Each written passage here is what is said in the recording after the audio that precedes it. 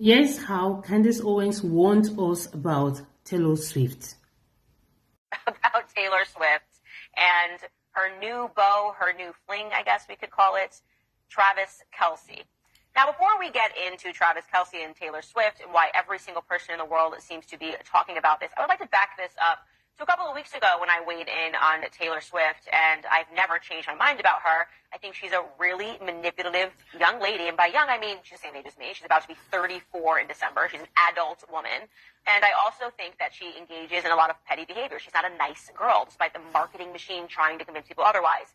And why was I talking about this a couple of weeks ago? Well, because Taylor Swift decided to befriend Sophie Turner. Sophie Turner, the actress from Game of Thrones. She played Sansa, who was married to Joe Jonas, Taylor Swift's ex-boyfriend, from when she was 18 years old.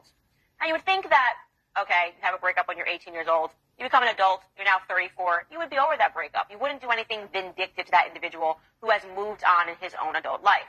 But Taylor Swift is not that person, obviously. When she got wind that Sophie Turner was divorcing her ex-boyfriend of many, many years ago, and I don't know who reached out to who, maybe it was Sophie. I'm not cutting her any slack here, it's unbelievably immature. Taylor Swift decided to embrace Sophie Turner, to become instant best friends with her. Again, want to state that Joe Jonas and Sophie Turner were married. They're in the middle of a divorce. They have 2 young children. This is a real relationship, not the 5-minute flash in the pan relationships that Taylor Swift has become famous for. Not Taylor Swift going on Ellen when she was 18 years old and saying how Joe Jonas broke up with her in a 25-second phone call and she was hurt. We're talking about a real marriage that yielded 2 young, beautiful children. But even that didn't matter, Taylor Swift, because getting back at her ex was too irresistible. And so she opened her arms to Sophie Turner, not just her arms and the paparazzi intentionally following them around so that Joe Jonas could really feel the burn, but even her home. An update to that story is that Taylor Swift is allowing Sophie Turner to stay at her apartment in the midst of this divorce and these divorce proceedings, which are getting nasty, by the way. And the paparazzi is now capturing pictures of Joe Jonas's daughter leaving his ex-girlfriend Taylor Swift's apartment, ex by over a decade ago, and Taylor Swift is not over it. But people ignore this side of Taylor Swift. They pretend that she's a nice girl because she makes music that Befriending your ex-boyfriend's wife. That's manipulative. Of course, Candace is right. I mean, we're just getting to discover who truly Taylor Swift is. Let's continue. Domestic abuse and stalking. I need to do this. I need you to just, I need you to forgive me for doing it because I'm doing it.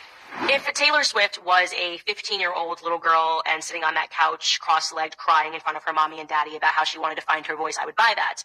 Again, Taylor Swift is 34 years old. She does not need to ask mommy and daddy to do anything at all. She never has had to, for a very long time, has she had to ask her parents whether she can do anything. She owns homes all over the world. In fact, she buys homes wherever her many boyfriends live every time that she's dating them. So this is her selling an act. She's very thoughtful. She's very intelligent. It's a marketing act of her, once again, being the little girl, which is fine because that marketing act works for her.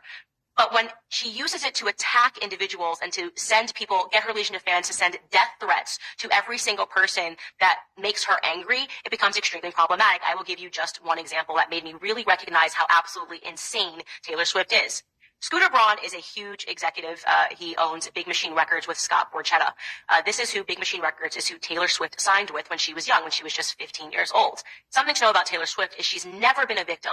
Her parents are extremely wealthy. When she decided that she wanted to be a singer and pretend to be from Nashville, her parents moved her from her hometown in Pennsylvania down to Nashville and got her the meetings with music execs. This is not a come-up story where Taylor Swift was some shy girl who had a little bit of talent and was maybe living on the streets and got discovered. It was an executive decision between her parents and their lawyers to sign with Big Machine Records. They, like I said, had lawyers that were present, and at the time, they never knew how famous Taylor Swift was going to get.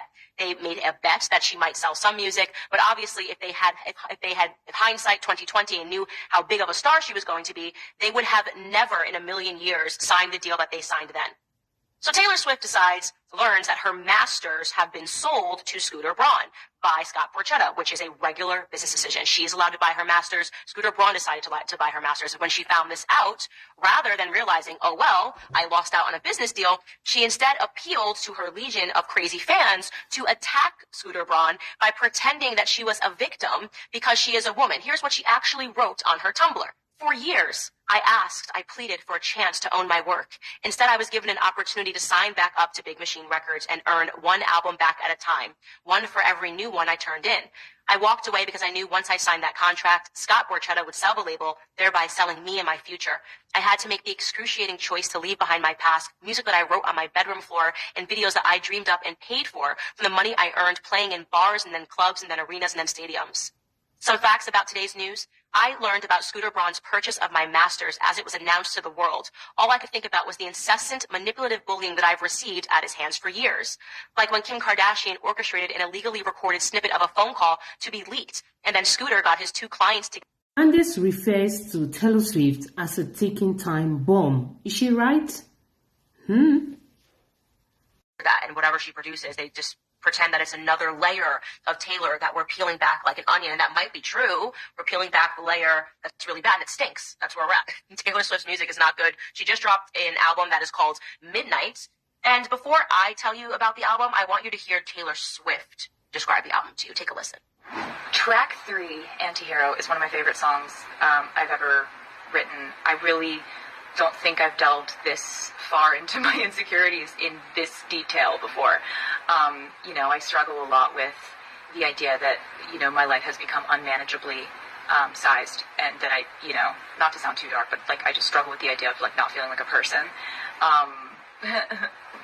Don't feel bad for me, you don't need to. But, this song really is a real guided tour throughout all the, things I tend to hate about myself. We all hate things about ourselves.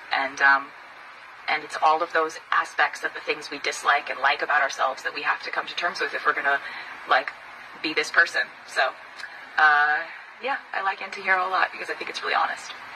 So, mumbo jumbo. Nothing she said there made any sense, and the album doesn't make any sense, and the lyrics don't make any sense, but she's Taylor Swift, so I don't know. We're supposed to pretend that what she just said was magical, and the lyrics are magical, and she dropped a song. I guess the main song that she wants featured and that she's speaking about is Anti-Hero, like you just heard her describe. It's the lead single, and it's being described as true self-loathing, and it ticks off Swift's deepest insecurities, and it kicks off with this line, I have this thing where I get older, but just never wiser. Okay, I'm going to just read you some of these lyrics, and you can listen to the whole song in your spare time if you want to hear where she is at as an artist. But here it is. The hook, the chorus is, it's me. Hi, I'm the problem. It's me. At tea time. Everybody agrees. I shouldn't laugh, but it's just so not good. That it's ridiculous. It's so ridiculous. Ready? This is a couple of lyrics from the verse, because it gets deeper. Sometimes I feel like everybody is a sexy baby, and I'm a monster on the hill. Oh my gosh, that's so deep. Let me say that to you again. Sometimes I feel like everybody is a sexy baby, and I'm a monster on the hill. That is so relatable. I feel like that sometimes too. I don't know what a sexy baby is, neither do you, but I guess this is supposed to be deep, and we're supposed to think about it. Of course, the journalists love to describe it as cryptic, and there's some deep message that's in here. So if you're not getting it because you shouldn't be getting it because it makes no sense, actually the problem is you for not seeing how deep the porcelain urinal is, because this is porcelain urinal for music, right? More lyrics. I have this dream my daughter-in-law kills me for the money. She thinks I left them in the will. The family gathers round and reads it, and then someone screams out, she's laughing up at us from hell. I don't know what any of that means, but she jumps right back into the deep chorus. It's me. Hi. I'm the problem. It's me. It's me. Hi. I'm the problem. It's me. Hi. It's me. Hi. Everybody agrees that this song sucks. So I just want to bring that up because we are talking about how our culture is going down the drain in America. And of course, Hollywood is a big piece of this. We don't aspire towards art. We do not have true lyricism anymore. We don't produce poetry, but we have a bunch of people applauding the non-poetry and pretending that we need to see this as something deep and special. But she got an award for the music. Guys, is Taylor Swift's music good? What's your thoughts on this? Because Candace says that her music is not good, that her music sucks. So guys, Candace Owens says that Taylor Swift is manipulative, her music sucks, and she's the ultimate mean girl. Is she right? Is Candace Owens right for saying this about Taylor Swift?